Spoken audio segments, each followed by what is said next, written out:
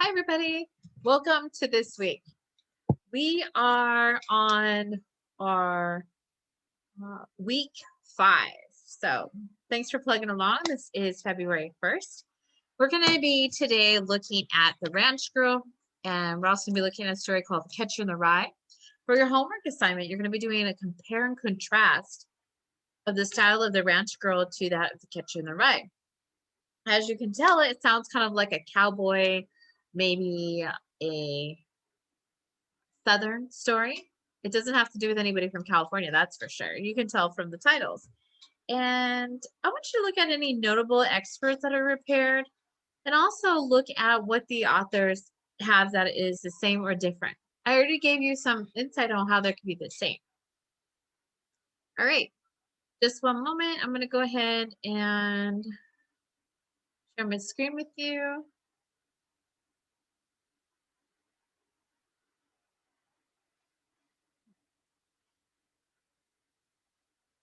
We're going to be talking about The Ranch Girl. This was a fictional story written October 16th in 2000.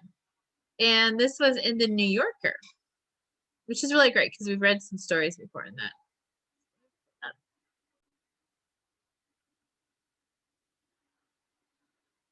All right. All right, so this is the actual story. This is a short story about a nameless woman, she, who grows up in Montana. She helps her father, the foreman, work Ted Haskell's running H cattle ranch. Her mother has left, taking a job in a house in town.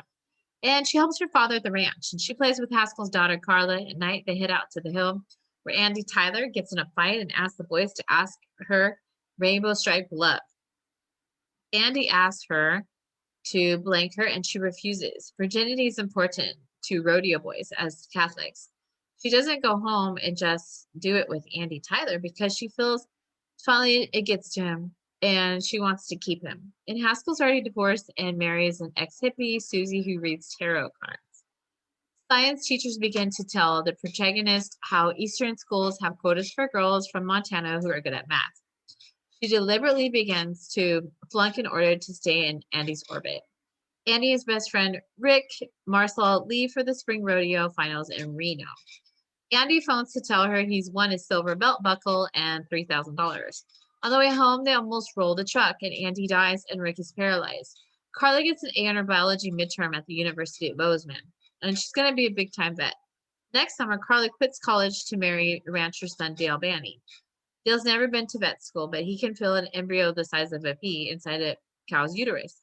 And Carla wears a high wedding dress to cover the half H-shaped scar from accidentally getting in the way from branding on the ranch. The protagonist's mother and father attend the wedding. The protagonist finished the Western movies and her mother, and she has a degree and no children and can still leave Montana. And Carla leaves Dale and moves back home with her baby. None of the protagonist's options have seemed real. And that's real in the pavements and the car and the mother's crazy horses and feel for the ranch road she can drive blindfolded and dad needing to see her in November to bring in the cows. She fears getting old in the real world, and Susie lays tarot cards on the table and they say go. And Haskell comes to wearing muddy boots, and Susie pours him fresh coffee and puts the cards away to say go.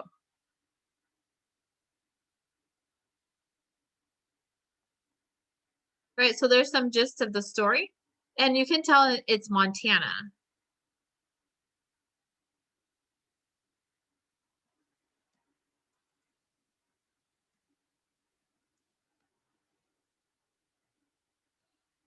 So it's a new story coming from the age of a story where two young girls make different decisions and must live with the results.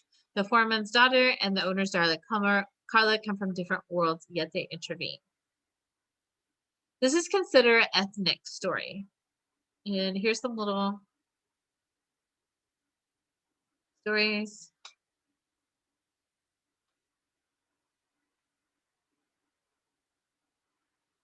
Here's Carla on the right. She could leave, apply for grad school in Santa Cruz and live by the beach, but none of these things just seem real. What's real is the payments on her car, her mom's crazy horses, and the feel for the ranch road she must drive blindfolded, and her dad needing her in November to bring in the cows. This is the picture of it. And she's on Montana.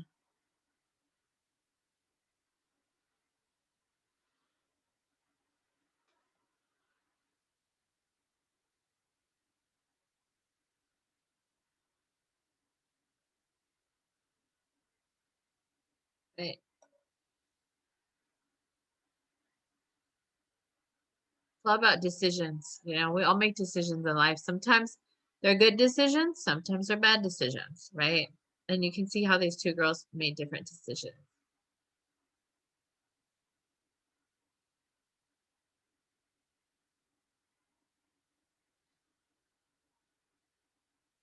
There's some beautiful pictures of some land and horses and cows.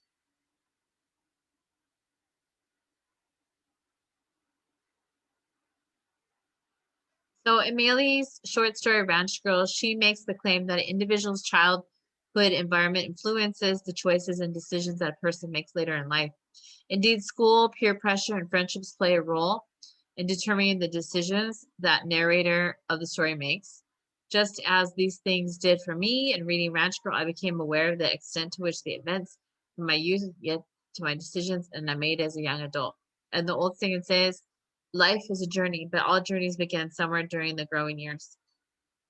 For me, the beginning of a journey began before I left elementary school while I was in the fourth grade. A friend and I were accused of trashing and despoiling the bathroom. More of it usually was at any rate by a student we heartily disliked. And as we sat at the counselor's office having justice melted out, I began to acquire a certain distrust of adult authority, in particular authority of school officials. I found the situation very similar to one that the narrator finds herself in the passage. At Western, in the fall, in a required composition class, her professor accused her of plagiarism because her paper is readable. She drops the class. I was unable to make such decisions, and having been similarly convicted to something that I didn't do left a mark on how I was treated school authority afterwards. To this day, I prefer to sort my problems out on my own rather than ask for help, a strategy that really does have its backdraws. Maybe you feel the same way too. Maybe you were accused of something, or maybe um, somebody didn't listen to you. This happens more than we know. I know when I was in ninth grade, I wrote at a higher level. I wrote at a college level. And I guess I was kind of more of a carefree spirit, you know. There's some kids that are kind of nerdy. I hung out with the nerds, but like I guess I didn't dress like I was nerdy. I dressed pretty cute and I played sports, so maybe I didn't like fit like preppy, you know, um a preppy character. But I did write at a higher level, and my teacher accused me of cheating on more than one occasion, which I didn't cheat. I know one girl copied my assignment that had already turned in. She copied it verbatim. And because she was in 12th grade, he believed her, not me. And I didn't even know. He just said, hey, you two turned in the same assignment. We both had typed the same, exactly the same. So what she did was she pretty much printed my paper and put her name on it from the computer that I was using. And then another time I typed up, I did a survey and I like statistics. And so I wrote down like 2 out of 5 people like polka dots and 3 out of 5 people like stripes. And it was a little paper I did on fashion. And he accused me of cheating. And he said, you copied this from a magazine or a college student. And I told him, no, I didn't. And he said, no, I don't believe you. And he really didn't believe me. I heard for 3 years he talked about me. I ended up getting a C in his class because he said, you should get an F because you're a cheater. And I said, what did I cheat? And he said, don't give me attitude. So that was my personal story. That was Dr. Baker's story. And so it kind of turned me off from school in the ninth grade. So I just realized that I didn't ever want to be that type of instructor or teacher because it's like he wants to be in power. But I think if you have a student that has a gift to write, then embrace it and let them write. So I do understand this writer and how that they rather just take on their own problems because no one's listening and they're being accused of doing something that they're not. I remember when I was in 12th grade, somebody graffitied on somebody's locker, and some people were trying to say that was me, but my teachers knew it wasn't me. I don't do that kind of stuff. I mean, I have markers and Sharpies, but I use them for my own things. I'll decorate my own backpack and my own folders and things. And I like to sew lace on my shirts. I like to decorate backpacks and shirts, and I used to make art, but I would never graffiti on somebody's property.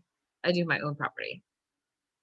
So yeah, I understand about that. Students over the years haven't really changed. Some children still act that way. I was also struck by how peer pressure is portrayed in Ranch Girl because I can again make similar comparisons to my own life. The narrator and her friends all gathered to a place called the Hill where the rodeo boys race and fight each other while the girls watch. When the narrator turns 16, she bows to peer pressure not unwillingly, and she starts going out at night to curl her hair into ringlets and put blue eyeshadow. Like the narrator, I have a place similar to the Hill in my everyday life. Every day during our class, we were allowed to do whatever we wished for a remainder of the period. After I finished our exercises, one popular activity was a game we called hoops, wherein the two lines were formed and the person at the front line tried to throw a basketball through the hoop before the opponent. I can't recall the number of times I succumbed to the peer pressure to be a part of this game, but I do remember the emotions I got from it. At times, I was fierce, feeling joy. I happened to be exactly what, well, at others, I felt a sense of belonging and I could wish that the game would never end. The experience was odd for me because in other ways I was not particularly active or a Gregor's child. I preferred a small group of friends, but playing hoops at the gym at school taught me that it's possible to find comfort within a large group of people. For a time, I knew the joy the narrator feels at Ranch Girl when she spends the nights at the Hill. Like her peer pressure helped me gain a feeling of security and comforting and that feeling of peace. Also, it's interesting the friendship the narrator has with the character Clara. In some ways, Clara has the opposite narrator. The narrator drops class because of wrongful accusation of plagiarism, and Carly gets an A in her biology midterm at the University of Bozeman. She's going to be an animal vet, but Carla later drops out of college to marry a man named Dale Banning. Oh yeah, I read that to you earlier. So at the end of the Ranch Girl, it's about a girl who decides that home is more important than the future she might have had outside it. She knows that she'll never entirely fit anywhere because Montana Ranch is where she grew up. Her her decision describes thus the more none of these things was real. What's real is a payment on her car and her mom's crazy horses and the fill of the ranch roads that she can drive blindfolded and her dad needed her in November for the cows. The narrator is a lot like me and a lot like all the other people in our lives. And our lives are determined by the decisions we make and the factors that influence those decisions.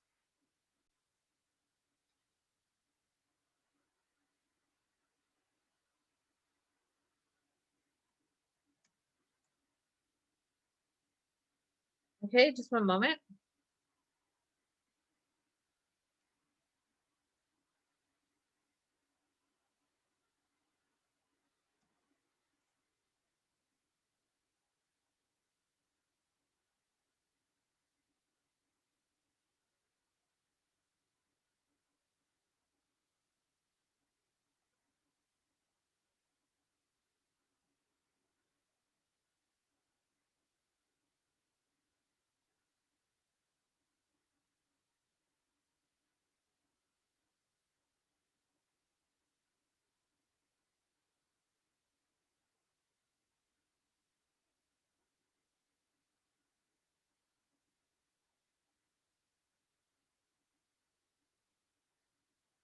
Okay.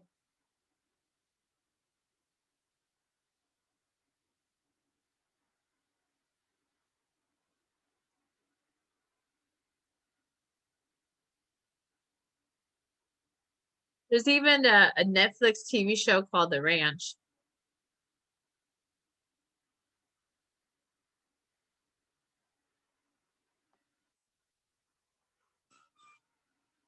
Okay, hold on. This is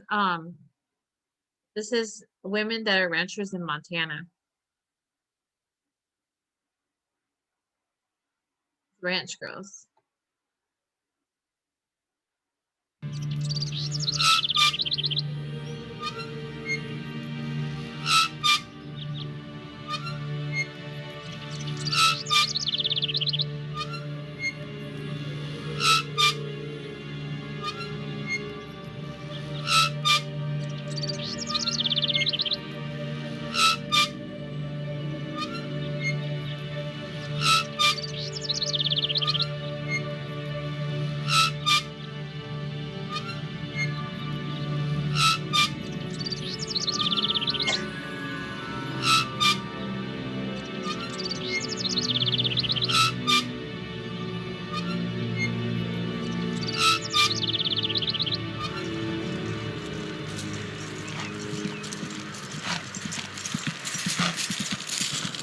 Hi, my name is Ashley Solomon, and I'm a ranch girl. The ranch work that I do, I move cattle, work with horses, punching cows, and doing the everyday ranch life work. I love being a ranch girl because my daddy did it, and I love doing it too. Hi, I'm Becca Boylan, and I'm a ranch girl. On the ranch, I do a lot of fencing, I do a lot of feeding, I ride horses, gather up cattle, anything that I can do on the ranch to help. I love outside, I love riding horses, I love working with livestock, I love doing something that I feel productive with, like fencing or building stuff. My brothers are very hard to beat up, all three of them.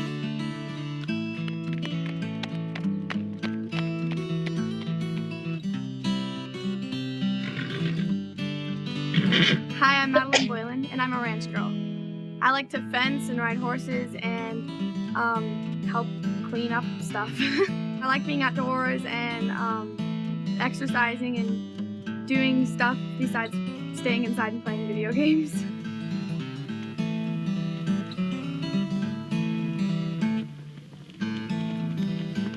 Hi, I'm Mariah Pierce, and I'm a ranch girl.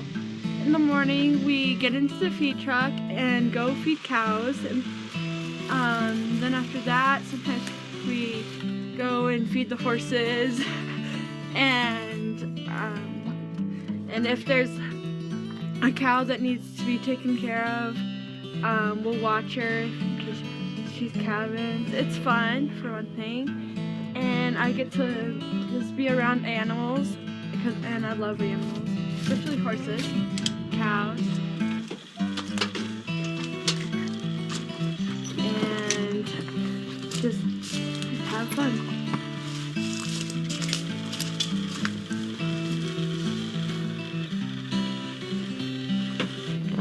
I'm not sure, you know, if you're familiar with ranches, but Hi, the I'm ranches Bailey in Montana. Francis, and I'm a ranch girl. I help my uncle go feed cows, and I help my dad chase elk. I like being a ranch girl because it's really fun, and I get to work with animals, and I really like riding horses and chasing cows.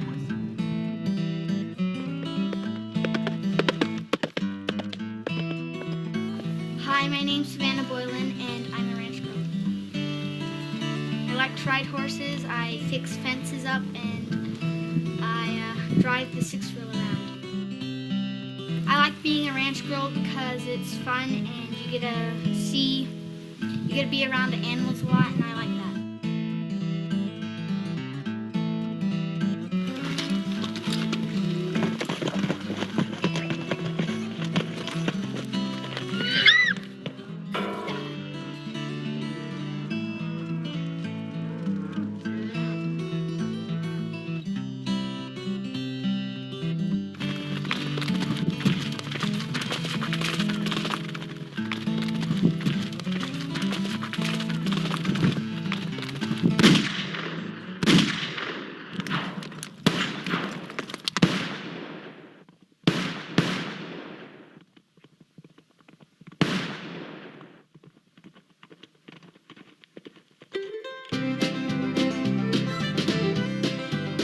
Okay, they do rodeo, they hunt,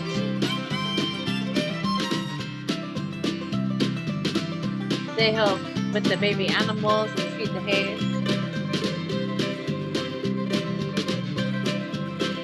They brand the cows because you want to make sure they know it's yours. They get out, feed them, fence them. They gotta migrate them.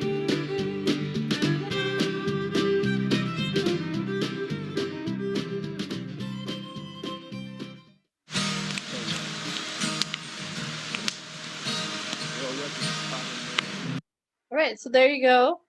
Just wanted to show that to you in case you weren't sure, because I know that we all come from different cultures. So you may be familiar with what a ranch girl does. And the story that we just read was Ranch Girl. And now we're going to look at Catcher in the Rye. So it's important that we read about different cultures and different people from different parts of the world. And here in the United States, we have 50 states and also territories. And Montana happens to be one of the northern states. And it is kind of towards the south. So you do have ranches and you do have farms. And I actually knew somebody who lived in Long Beach, but she fell in love with the University of Billings, Montana. So she moved up there and met a guy and she got married and she stayed there. She said she likes it up there and she likes animals. So that was pretty cool. All right, so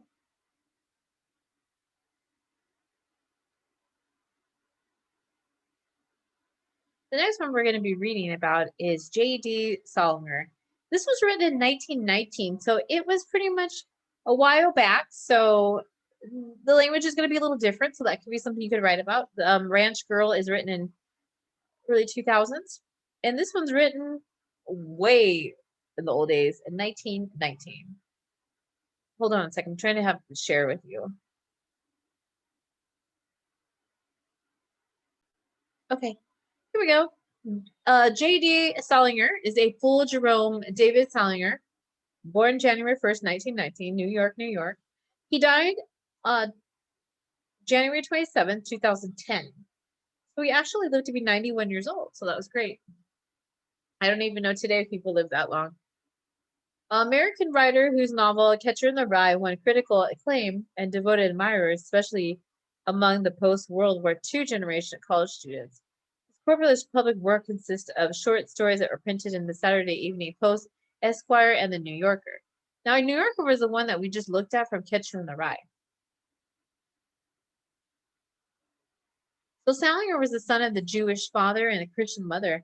And like Holland Caulfield, the hero of the Catcher in the Rye, who grew up in New York City, attended public schools and a military academy.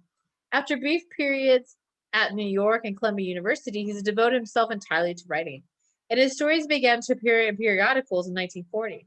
After Salinger's return from the service in the U.S. Army 1942 to 1946, his name and writing style became increasingly associated with the New Yorker magazine, which published almost all of the later stories. Some of the best of these were made from his wartime experiences. For Esme, With Love and Esquire, it describes a U.S. soldier poignant encounter with the two Jewish children. A Perfect Day for Banana Fish, 1948, concerns suicide of the sensitive, despairing veteran Seymour Glass. Major critical and popular recognition came from the publication The Catcher in the Rye, whose central character, a sensitive, rebellious adolescent, relates to authentic teenage Autumn, his flight from pony adult world, his search for innocence and truth, and his final collapse on a psychiatrist's couch. The humor and colorful language of The Catcher in the Rye plays in the tradition of Mark Twain's Adventures in Huckleberry Finn and the stories of Ring Ladder. But the hero, like most of Salinger's child characters, views of life with the added dimension of precocious self-consciousness. 9 Stories, 1953, a selection of Salinger's short stories, added his reputation. Several of his published pieces feature the siblings of the fictional Glass family, beginning with Seymour's appearance, A Perfect Day for Banana Fish. In works such as Franny and Zoe, 1961, and The Race High, The Roof Beam, Carpenters and Seymour, an introduction, 1963, the introspective Glass children influenced their eldest brother and his death. Navigate questions about spirituality and enlightenment. The reclusive habits of Salinger in the later years made his personal life a matter of speculation among devotees, and the small literary input was a subject of contrary among critics. The last Salinger's published during his lifetime was a novella titled Hapworth, 16, 1924, which appeared in the New York, 1965. 1964, the complete uncollected short stories of J.D. Salinger, an unauthorized 2-volume work of his early pieces, was briefly released to the public, which his sales were halted when Salinger filed a lawsuit for copyright infringement. So that's a little background on him from the Britannica. Here's a little insight on him. He was a literary recluse. He dies at age 91. J.D. Salinger, who was thought at one of the time to be the most important American writer to emerge since World War II, but who then turned his back on success and adulation, becomes a garbo of letters. Famous for not wanting to be famous, died on Wednesday in his home in Cornish, New Hampshire, where he lived in seclusion for 50 years, and he was 91. So he lived by himself from age 41 to 91. Mr. Salinger's literary representative, Harold Obslees, announced his death, saying it was natural causes, despite having broken a hip in May. His health was excellent until a rather sudden decline in the last year. He was not in any pain before or any time before his death. Mr. Salinger's literary reputation rests in the slender but erroneous, influential body of publication work, The Catcher in the Rye. And then the collection, 9 stories and 2 compilations, each with 2 long stories in that fictional Glass family. Brownie and Zoe and Raised High at the Roof being Carpenters and Seymour introduction. Catcher was published in 1951. It is a very brave sentence. Disney echo Mark Twain. Struck in a new note in literary American literature. If you really want to hear about it, the first thing you'll probably do is want to know where it was born and what my lousy childhood was like and how my parents were occupied, and all before they had came to me and all that David Copperfield kind of crap. But then it's like going into it if you want to know the truth. Though not everyone, teachers and librarians especially, was sure to make of it, Catcher became an almost immediate bestseller, and the narrator and the main character, Holland Caulfield, a teenager newly expelled from prep school, became America's first best-known literary since Huckleberry Finn. With a critical and slaggy vinegar voice, Holland's 2 favorite expressions were phony and Gaudium, and the sympathetic understanding of adolescence and the fierce of if alienated sense of morality and distrust in the adult world. And the novel stuck a nerve to the Cold War America and quickly attained cult status, especially among young reading Catcher. Used to be essential rite of passage, almost as important as getting your learner's permit. The novel's allure persists to this day, even when Holden's preoccupations now seem to be a bit dated and continue to spell more than 250 copies a year in paperwork. Mark David Chapman, who killed John Lennon in 1980, even said the explanation of his act could be found in the pages of Catcher in the Rye. In 1974, Philip wrote, "The response of the college student is the work of J.D. Salinger indicates that he, more than anyone else, has not turned his back on the times, but instead has managed to put his finger in whatever struggle and significance is going on today between the self and the culture." Many critics were more admiring the 9 stories, which came out in 1953 and helped shape writers like Mr. Rock, John Updike, and Harold Brodsky. The stories were remarkable for their sharp social observation, their pitch-perfect dialogue. Mr. Salinger, who used italics almost in the form of musical notation, was a master, not of literary speech, but of the speech as people were actually spoke it, and the way they demolished whatever was left in the traditional architect of the day, and the old structure of the beginning, the middle, the end, and the architecture of emotion, in which a story could turn in any tiny alteration of a mood or irony. Mr. Updike said in his admirer that open-ended Zen quality that they have, the way that they didn't snap shut. And Mr. Salinger also perfected the great trick of literary irony of validating what you mean by saying less than or even the opposite of what you intend. Orville Prescott wrote in the New York Times, 1963, rarely, if ever, in literary history was a handful of stories aroused so much discussion, controversy, praise, denotation, mystification, and interpretation. As a young man, Salinger yearned ardently for his kind of attention. He bragged in college about his literary talent and ambitions and wrote staggering letters of Rhett Burnett, the editor of Story magazine. But success, once it arrived, failed quickly for him. He told the editors of Saturday Review that he was good and sick of seeing the photograph in the dust jacket of Catcher in the Rye and demanded that it be removed from subsequent editions. He ordered his agent to burn any fan mail. In 1953, Mr. Salinger had been living in the east of 57th Street in Manhattan, fled the literary world altogether, and moved to a 90-acre compound on a wooded hillside in Cornish.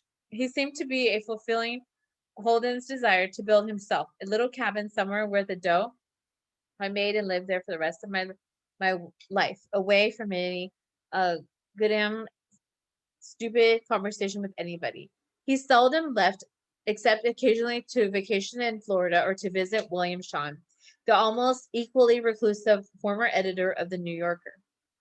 Avoiding Mr. Shaw's usual and very public table at the Alliana Hotel, they would meet under the clock of the old Biltmore Hotel, the rendezvous for generous of the prep school and college students. After Mr. Salinger moved to New Hampshire, his publication slowed to trickle and soon stopped completely. Franny and Zoe, Raised High in the Roof Beam, both collections of material previously published in the New Yorker, came out in 1961. 1963, and the last work of Mr. Salinger appeared to print was in Hap 16, 1924, and the 25,000-word story that took most of the June 19, 1965 issue of the New Yorker. In 1997, Mr. Salinger agreed to set Orchard Press, a small publisher in Alexandria, Virginia, to bring out half of the book form, and he backed up the deal last minute. He never collected the rest of the stories or allowed any of them to be reprinted in textbooks or anthologies. One story, Uncle Wiggily in Connecticut, was turned into My Foolish Heart, a movie so bad that Mr. Salinger was never tempted to sell films rights again. This is Befriended, Then Betrayed. We want to make sense of the day's news and idea. David Leonhardt in Times Journalist Guide to You Through What's Happening and Why It Matters. In the fall of 1953, he befriended some local teenagers and allowed them to interview him on what is assumed to be the article in the high school page of a local paper, the Claremont Daily Eagle. The article appeared instead of a feature on the editorial page. Mr. Salinger felt so betrayed that he broke off with the teenagers and built a 6.5-foot fence around his property. He seldom spoke to the press again, except for 1964, when he was trying to fend off an unpopularized publication of the uncollected stories. He told a reporter from the Times, "There's a marvelous piece not publishing. It's peaceful still. Publishing is a terrible invasion of my privacy. I like to write. But I write just for myself and my pleasure." And yet, the more he sought privacy, the more famous he became, especially in the appearance of the cover of the Time in 1961. For years, it was a short of the journalist's sport of the newspapers and magazines he sent reporters to New Hampshire in hopes of slighting. As a young man, Mr. Salinger had a long, melancholy face and deep, soulful eyes. But now, in the few photographs that surfaced, he looked gaunt and gray, like somebody in an El Greco painting. He spent more time and energy avoiding the world, and it was sometimes said that most people do than embracing it, and his exclusiveness only added to the mythology growing around him. Depending on one's point of view, it was either a Crapaud or an American Tolstoy that he turned his silence itself into one of the most eloquent work of art. Some believed he was publishing under an assumed name, while others in the late 1970s, William Worden, author of Birdie, was rumored to be Mr. Salinger, writing under another name, until it turned out that Mr. Worden was instead a pen name for Albert du Ami. In 1984, the British literary critic Ian Hamilton approached Mr. Salinger with the notion of writing his biography. Not surprisingly, Mr. Salinger turned him down, saying he had bore all the exploitation and the loss of privacy I can possibly bear in a single lifetime. Mr. Hamilton went ahead anyway, and in 1986, Mr. Salinger took him to court to prevent the use of quotations and paraphrases from unpublished letters. The case went all the way to Supreme Court, and at the surprise of many, Mr. Salinger eventually won, though not without some cost of cherished privacy. In June 2009, he also sued Frederick Conning, the Swedish author and publisher of a novel said to be a sequel to The Catcher in the Rye. In July, a federal judge indefinitely enjoined publication of the book. This is Left, Lodi Jacobi, and this is The Catcher in the Rye. And this is J.D. Salinger. I have a copy of this book. Mr. Salinger's privacy was further punctured in 1998 and again in 2000 with the publication of Memorized by first Marcy Medrad, whom he had a 10-month affair with in 1973. When Miss Medrad was a college freshman, and his daughter Margaret, some critics complained that the both women were trying to exploit and profit from their history with Mr. Salinger and Mr. Salinger's son. Matthew wrote in a letter to the New York Observer that his sister had a troubled mind and that he didn't recognize the man portrayed in the account. Both books nevertheless added a creepy Howard Husher element to the Salinger's legend. Mr. Salinger was controlling and sexually manipulative, Mrs. Mariner wrote, and the health nut obsessed with his homeopathic medicine and diet. Frozen peas for breakfast, undercooked lamb burger for dinner. Now, the funny thing is that he did live to be 91. So apparently he was doing something right? If he was into his homeopathic medicine and his diet, he must have been doing something right if he got to live to be 91 without many health problems. Continuing on, Mrs. Salinger said that her father was pathologically self-centered and abusive toward the mother, and to the homeopathy and food fads, she added a long list under enthusiasm: Zen Buddhism, Hinduism, Christian Science, Scientology, and acupuncture. Mr. Sanger drank his own urine, she wrote, and sat for hours in an organy box. But what was he writing? The question obsessed the satirist, and in the absence of the real evidence, theories manipulating. He hadn't written a word in years. Or like the character in Stanley Kubrick film The Shining, he wrote the same sentence over and over again, or like a goggle at the end of his life. He wrote vividly and then burned it all.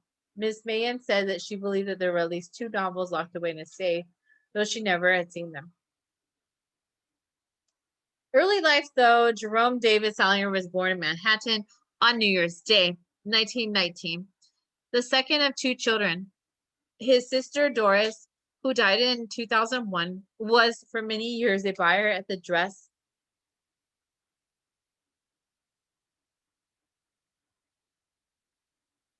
at Dress Park of Bloomingdale's.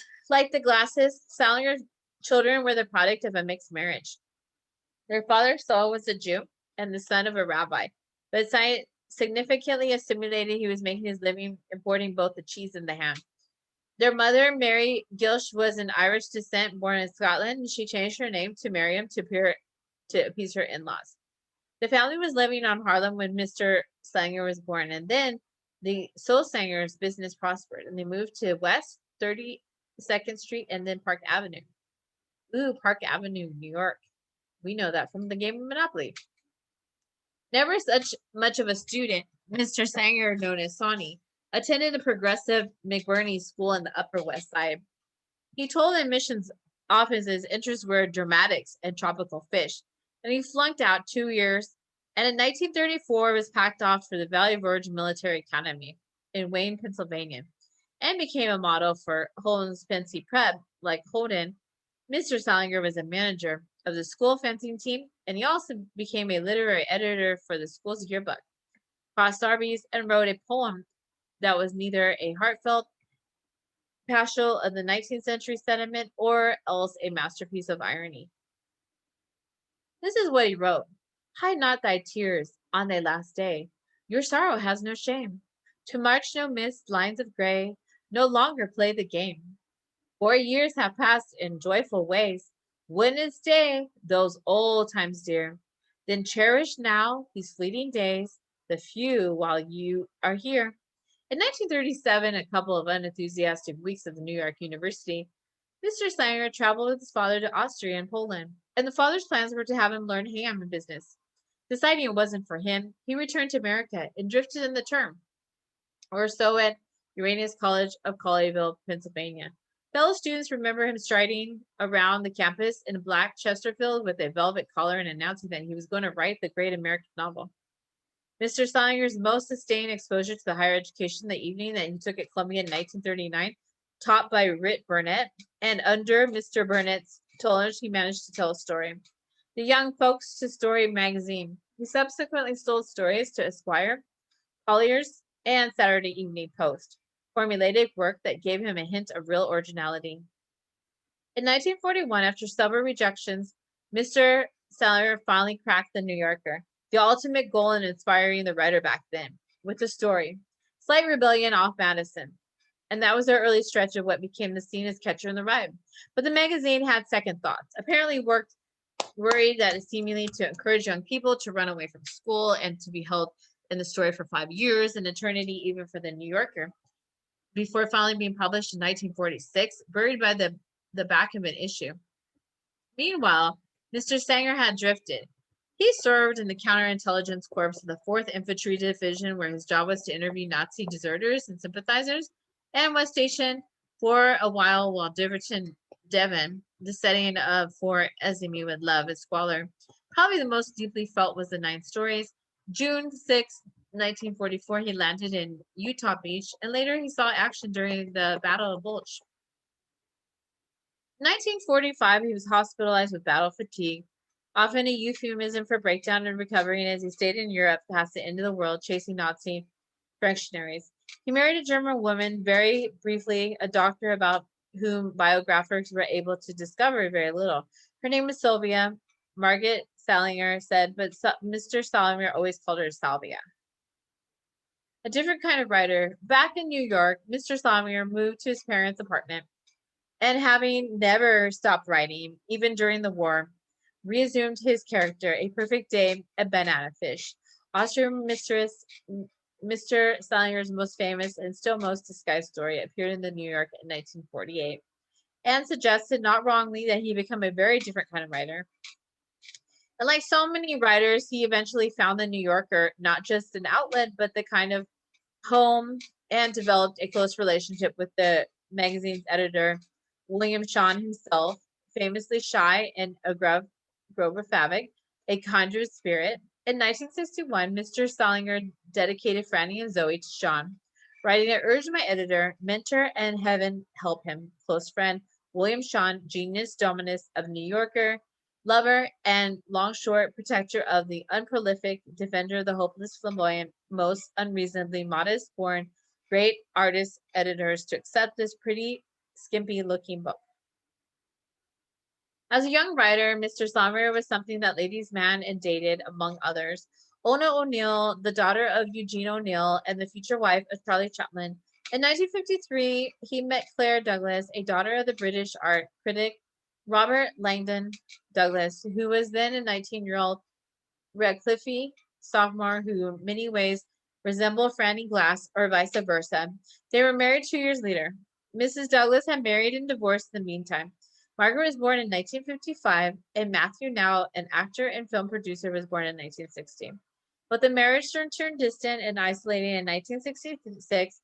Mrs. Douglas sued for divorce, claiming a continuation of marriage would seriously injure her health and endanger her reason. The affair with Mrs. Menard and the Yale freshman began in 1962. After Mr. Salinger read an article she had written in the New York Times Magazine entitled, "An 18-year-old Looks Back at Life." They moved in together, but broke up abruptly after 10 months when Mr. Salinger said he had no desire for more children. For a while, though, in the 80s, Mr. Salinger was involved with the actress Elaine Joyce, and later that decade, he married Colleen O'Neill, a nurse who is considerably younger than he. Not much is known about the marriage because Mrs. O'Neill embraced her husband's code of seclusion. Besides her son, Matthew, Mr. Salinger survived Mrs. O'Neill and the daughter, Margaret, as well as 3 grandsons. His literary agent said in the statements he's keeping with his lifelong, uncompromising desire to protect and defend his privacy. There'll be no service, and the family expects people to respect his work and his privacy to be extended to them individually and collectively during this time. Salinger remarked that his world had not been it. The statement said, "His body is gone, but the family hopes that he still is with those he loves, whether they're religious or historical figures, personal friends, or fictional characters." As a fictional family glasses, Mr. Salinger had apparently been writing about them nonstop. Mrs. Menard said that she saw shelves of notebooks devoted to the family. In Mr. Salinger's fiction, the glasses first turned up in The Perfect Day and Banana Fish, in which Seymour, the oldest son and family favorite, kills himself on vacation with his wife. Characters turn in retrospects to have been glasses appear glancingly at the 9 stories, but the family saga really begins in elaborating upon Franny and Zoe, raised high in the Rift Beam, and Hapworth, the long short story, which obstinately a letter written by Seymour from camp when he was just 7 years old, but already reading several languages and lusting after Miss Happy, wife of camp owner.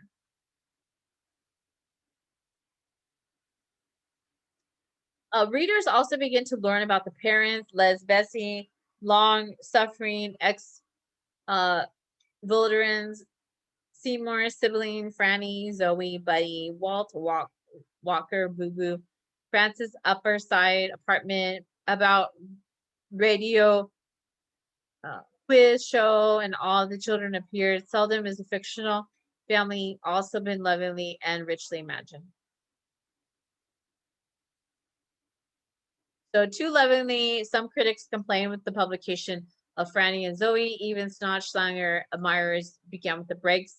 John Updike wrote in the Times Book Review, Sanger loves glasses more than God loves them. And he loves them exclusively. Their intention is a hemorrhage for him. He loves them to the detriment of artistic moderation. Other readers hated the growing streak of the Eastern mysticism in saga, as Seymour evolved in subsequent retelling of suicidal young man with a genius, a savage, even a saint of sorts. But writing the New York Review of 2001, Janet Malcolm argued that the critics had all been long wrong about Mr. Sanger, just as short-sighted contemporaries were wrong about Manet and Tolsky. The very things people complained about, Mrs. Malcolm contended in their qualities that made Mr. Sanger great. That the glasses by implication and their creator were not at home in the world at the point. Mrs. Malcolm wrote it much about the world as the people who failed to get there. An obituary on January 29th about the author, J.D. Salinger, preferred incorrectly to one element of the plot of the story, A Perfect Day for Banana Fish. The character Seymour Glass commits suicide while on vacation with his wife, not on his honeymoon. The editor appeared in the news article August 31st, 2000, book review, and October 8th, 2000, and the essays on March 23rd and December 31st, 2008. The obituary was misstated by the name of the yearbook at the Valley Forge Military Academy in Pennsylvania, for which Mr. Sanger was literary editor when he was a student there. It was cross sabres, not cross swords. And the obituary referred incorrectly to the work he had written at Valley Forge. And it was a poem that was later set to music, and it was not a school song. So you can see how they did mess up on his bio.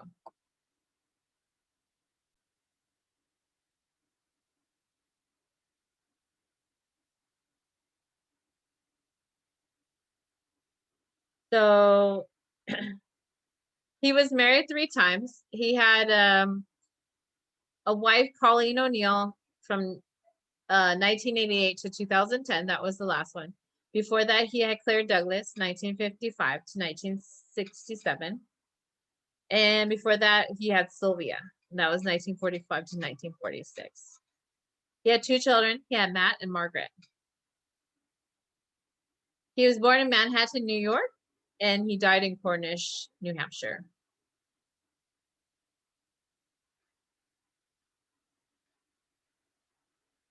Catcher in the Rye takes the loss of innocence as a primary concern, and Holden wants to be Catcher in the Rye, someone who saves children from falling off a cliff, which can be understood as a metaphor for entering adulthood.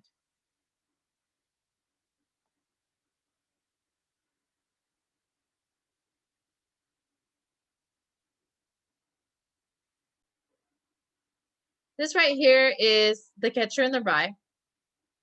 It's a hero narrator of The Catcher in the Rye is an ancient child of 16, a native New Yorker named Holden Caulfield. Although circumstances that tend to be prelude to adult secondhand description, he leaves his prep school in Pennsylvania and goes underground in New York City for 3 days. The boy himself is at once too simple and too complex for us to make any final comment about him or his story.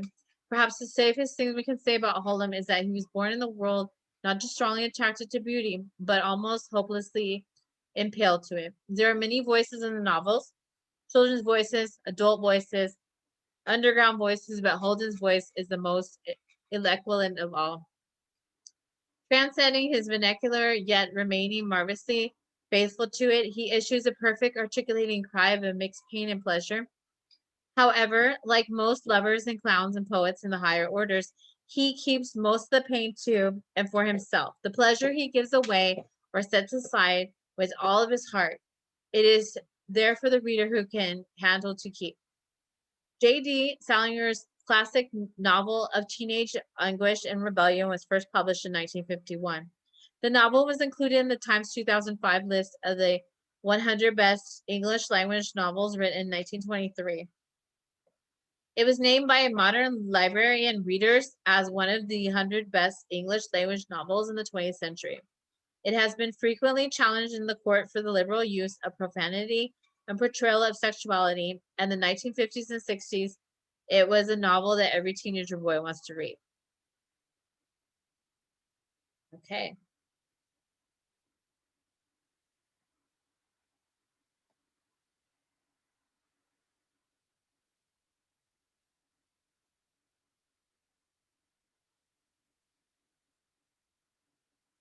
The characters here is Holland Cauliflo, Phoebe Cauliflo, Mr. Alantini, Mr. Spencer, Strader, and Carl Luce.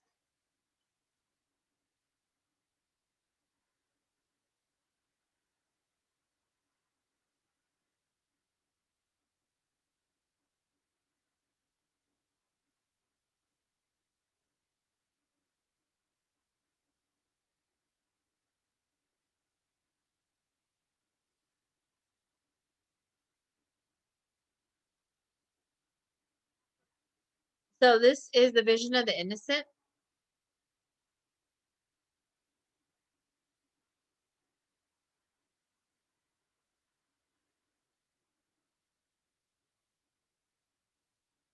This is a copy of The Catcher in the Rye. It's 115 pages.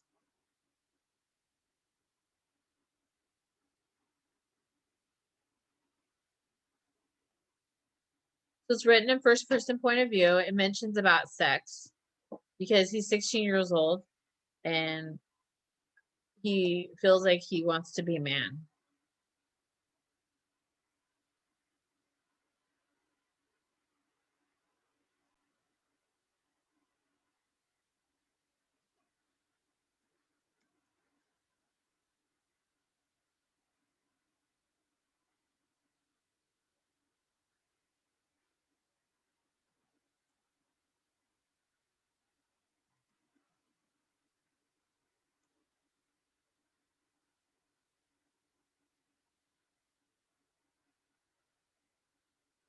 Okay, this is Catcher in the Rye. This is from Crash Course. There are one.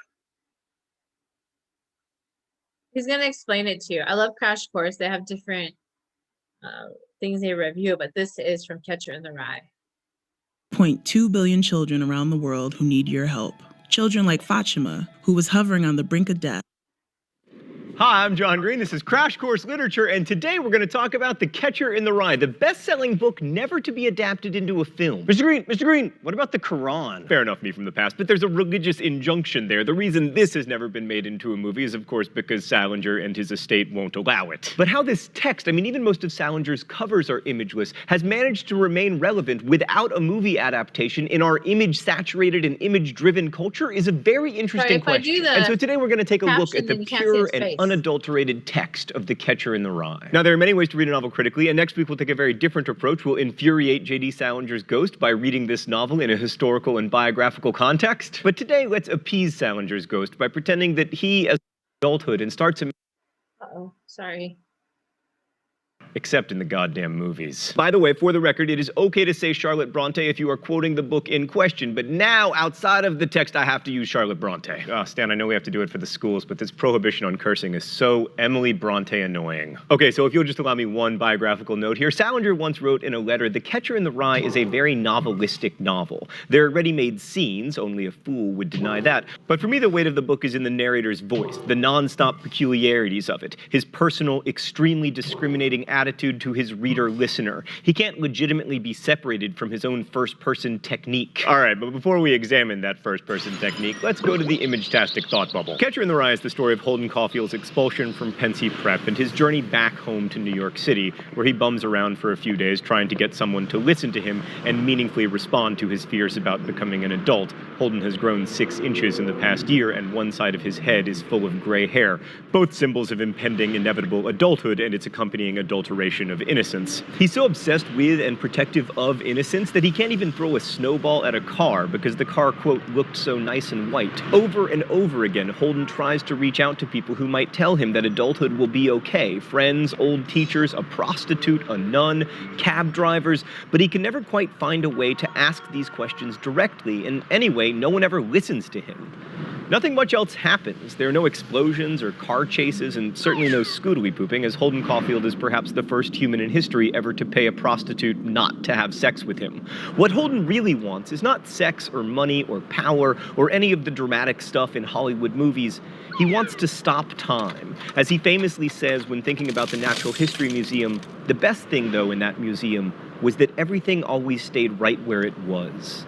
Holden wants to be a protector of innocence, a catcher in the rye, but he also wants to stay innocent himself. Thanks, Thought Bubble. So one way this is explored is through sex. Holden is certainly very interested in sexuality, and he acknowledges his sexual desire, but what he knows of the adult world of sex is very scary and even abusive. After a possible sexual advance from a trusted adult near the end of the novel, Holden says, "That kind of stuff's happened to me about 20 times since I was a kid." Like a lot of what Holden tells us about his feelings, that's very subtle and it requires close reading, but it's important. Like, it's easy to see why the adult world strikes Holden as so phony. The only adult who pays attention to him in the entire novel has ulterior motives. So he just wants to stop time to keep himself and the people he cares about away from that world. You may remember this obsession with stopping time, Holden time back, if you'll pardon the pun, from The Great Gatsby. Of course, that doesn't work out for Gatsby, just as it doesn't work for Holden. I mean, the kid's 16 years old and he's already got gray hair. Oh, it's time for the open letter?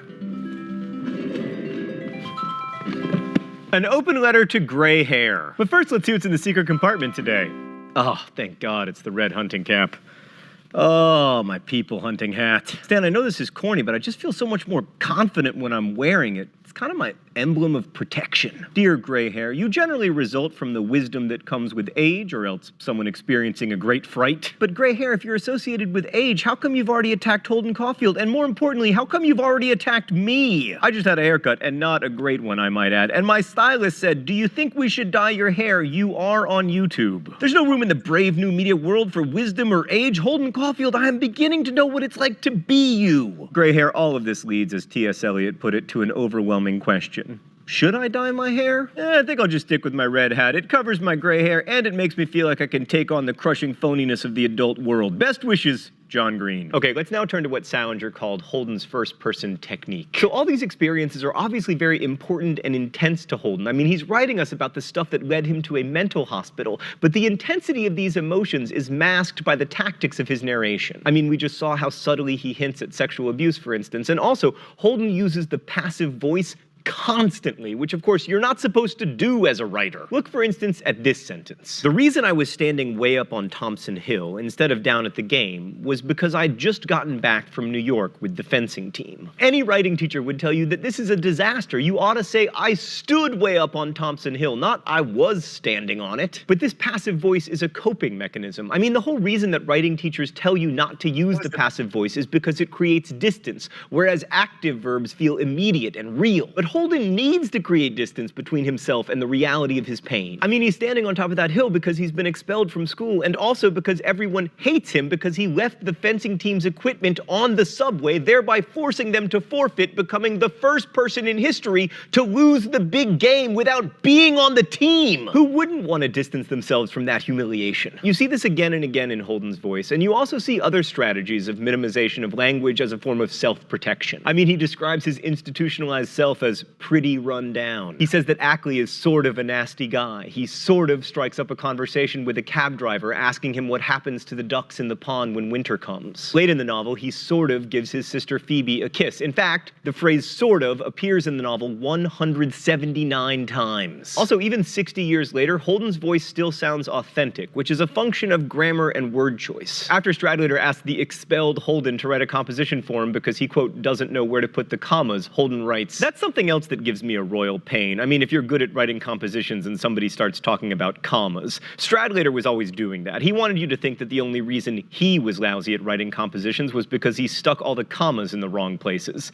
He was a little bit like Ackley that way. You see what Holden did there? He stuck a comma in the wrong place. There shouldn't technically be a comma before that way, but it sounds right. But Holden's greatest gift as a narrator is that all these techniques of creating distance only make it easier to empathize with him, especially when his defenses finally break down. I mean, look for instance at this passage where he's talking about his brother Allie's baseball glove. He had poems written all over the fingers and the pocket and everywhere, in green ink. He wrote them on it so that he'd have something to read when he was in the field and nobody was up at bat. He's dead now. The gut punch of those last 3 words is brilliant. A present tense sentence in a past tense novel. We go from imagining a kid standing in the outfield reading poetry from his glove to knowing that this kid is dead. Not that he died or that he passed away, but that he is dead now. The tense reminds us that the dead don't stop being dead, that they remain dead. And that is how they haunt us. Or another example, look at the use of the word listen in this novel. Over and over again, characters, but especially Holden, begin sentences with listen. Listen, do you feel like playing canasta? Holden asks Ackley. Ackley doesn't. To Luce, he says, listen, hey Luce, you're one of those intellectual guys. I need your advice. I'm in a terrific... And then Luce cuts him off, unable to listen even to the end of the sentence. But at the end of the novel, Holden says to Phoebe, listen, do you want to go for a walk? It takes her a while. They start out walking on opposite sides of the street, but they do go for a walk. Holden finally does get listened to. Maybe you realize that as you're reading, and maybe you don't, but it works on you unconsciously regardless. And so moments later, you feel something welling up inside of you, as Holden writes. I felt so damn happy all of a sudden. The way old Phoebe kept going around and around. I was damn near bawling. I felt so damn happy, if you want to know the truth. I don't know why. It was just that she looked so damn nice. The way she kept going around and around in her blue coat and all. God, I wish you could have been there. Look at the phrases that get repeated there. So Bronte happy and kept going around and around. Some say that Holden never changes in this novel, but I think he does right there at the end. The boy who wants nothing ever to change becomes so damn happy when he sees his little sister going around and around. When Holden stops thinking of time as a line toward corrupt adulthood and starts imagining it as a circle where one goes around and around in a journey to and from innocence that lasts throughout life, he can finally be so damn happy. Yes, Holden never really gets anywhere, and yes, nothing much happens. It just keeps going around and around. But that doesn't mean nothing changes. Thanks for watching. Crash Course is produced and directed by Stan Muller. Our script supervisor is Meredith Danko. The associate producer is Dan. Okay, so that's about Catcher in the Rye.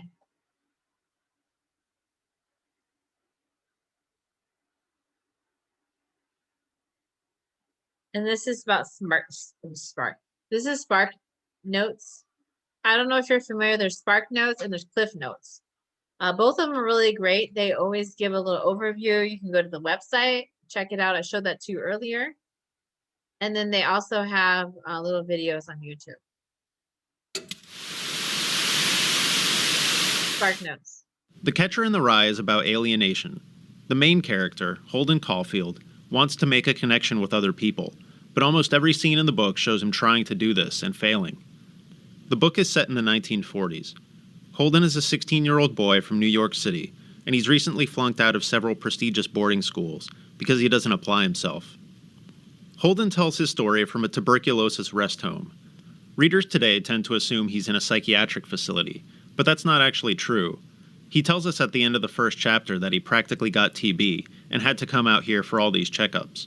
He does speak with a psychoanalyst at this facility who encourages him to write his story. He gets sick because he spends 3 days just before Christmas roaming around New York City, sleeping very little, smoking and drinking a lot, with no winter coat, and in a state of intense emotional distress.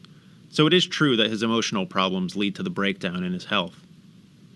At the start of the novel, he's just been expelled from a school called Pensy Prep.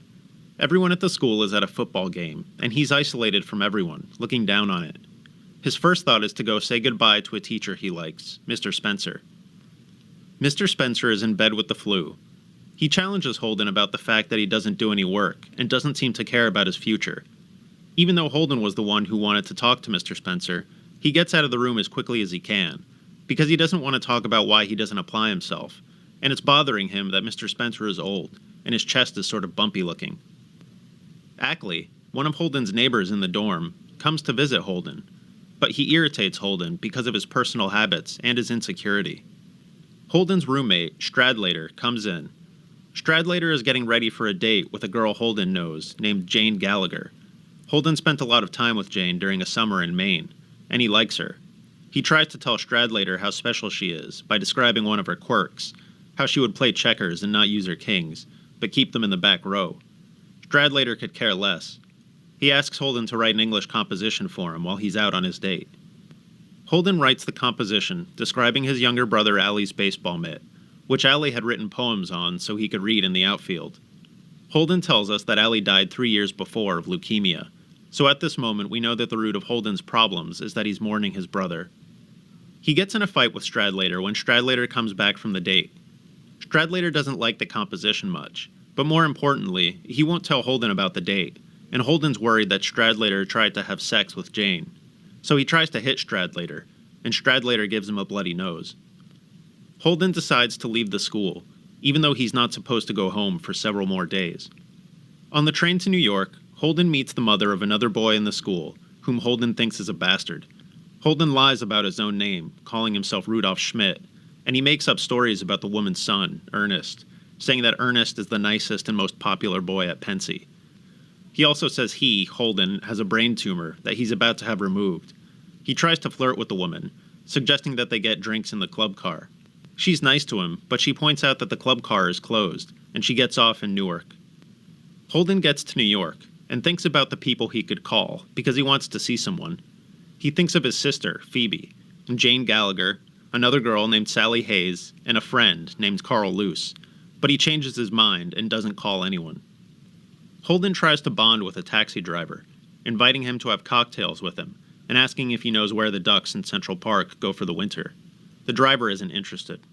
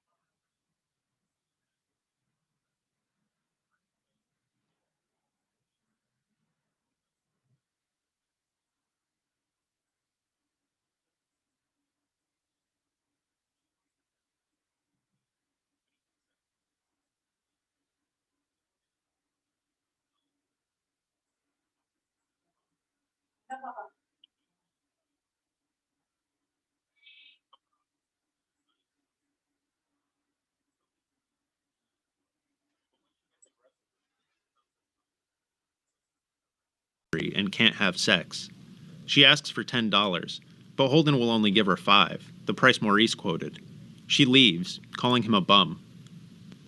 Sonny and Maurice show up at his door to collect the other $5. Holden practically breaks down in tears rather than pay it, because Maurice lied about the cost. But Maurice punches him in the stomach, and Sonny takes the money, and they leave. Holden sleeps just a few hours, and the next morning he calls Sally Hayes to make a date. He's dated Sally before, and she likes him. He thinks she's attractive, but he doesn't like her as much as Jane. He has breakfast in a diner, where he talks to two nuns. He thinks they're interesting, but while they're talking, he worries they're going to ask if he's Catholic, which spoils the conversation for him. He decides to call Jane, but he hangs up when her mother answers. He goes to Central Park, hoping to see his younger sister, Phoebe, without having to go home. He asks a girl in her class where Phoebe might be, and the girl suggests the museum. Holden goes to the American Museum of Natural History. He loves the displays in glass cases, which have been exactly the same since he was a little kid. Holden meets Sally for his date and takes her to the matinee of a Broadway play. Sally annoys him by talking to a boy she knows from another school, whom Holden thinks is a phony. They go to Rockefeller Center to skate, and Holden tries to convince Sally to run away right then and live with him in a cabin in the woods, where he'll get a job pumping gas. She obviously likes him, but she wants him to be a normal boy and to go to college and get a real job. He calls her a pain in the ass, and she storms off in tears. Holden calls Jane Gallagher again, but there's no answer. Holden has drinks with a friend from school named Carl Luce, who's several years older than him and living in the city now. Holden remembers Carl Luce as being sophisticated and liking to talk to the other boys about sex, and Holden has a lot of questions on his mind about sex. Because he's attracted to girls he doesn't really like Sally, but he really wants to be with someone he likes a lot, like Jane. But he's drunk and too pushy with his questions, and Carl Luce tells him he's immature and he should see a psychoanalyst. Holden calls Sally, drunk, and tells her he still wants to come over and help her trim her tree. She says yes, but tells him to go to bed and call her back later. Holden sneaks into his own family's apartment so he can see his sister, Phoebe, without having to see his parents. Phoebe's happy to see him, but upset that he flunked out of another school. She accuses him of not liking anything or having any ambition since Allie died, and he says he does have a fantasy he likes, of himself rescuing young kids before they run off a cliff while they're playing. He's basing this image on a Robert Burns poem that he's misremembering. Holden doesn't want to stay home or go back to the Edmont, so he calls a former English teacher named Mr. Antolini. At one of Holden's schools, Holden remembers a boy being bullied until he jumped out of a window and killed himself. Mr. Antolini picked the boy up, so Holden respects Mr. Antolini.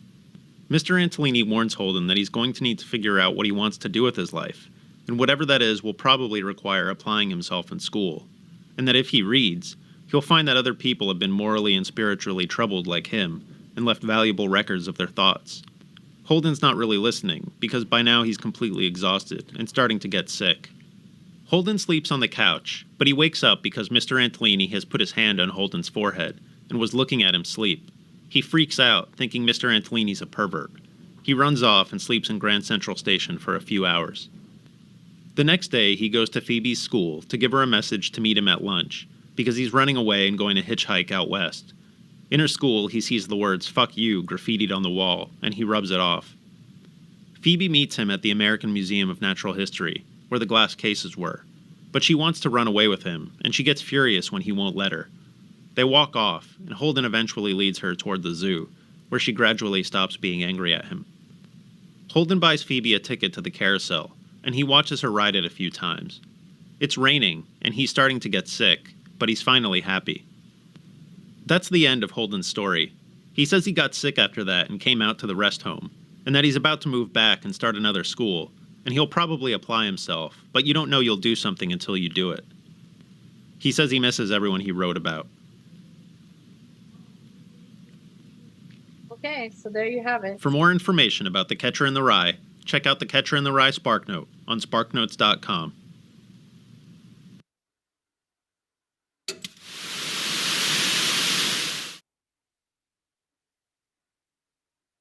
All right, so that is Catcher in the Rye.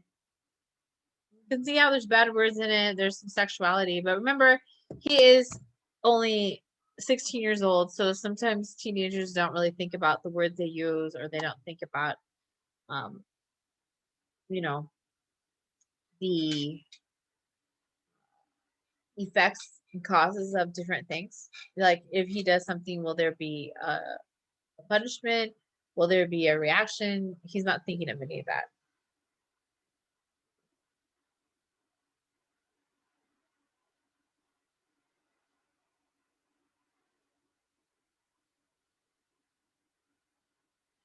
So he does feel alienated because he goes to different schools. He does feel very distraught because he had tuberculosis. So he's fighting a disease. So that is some normal feelings that many people feel throughout time. Right now, a lot of people are getting COVID, so they have the alienation feeling, or they have to be in quarantine for 2 weeks. And so you can see how we went from ranch girls that are working on ranches, to now this other story, Catcher in the Rye. So you can see how the girls are responsible, a lot of them, and they're working on farms and ranches. And then this boy seems to be irresponsible. .com is a platform to manage your entire marketing team, from content creation and strategic planning to client. This is Catcher in the Rye by Forest Hero.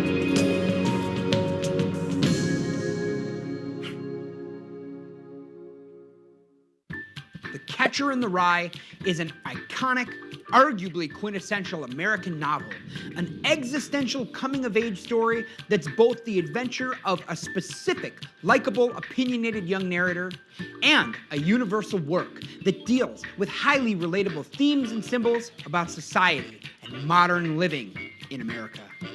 It's the most famous work of reclusive author J.D. Salinger, and while its popularity and appeal haven't waned, it continues to remain a lightning rod for controversy to this day.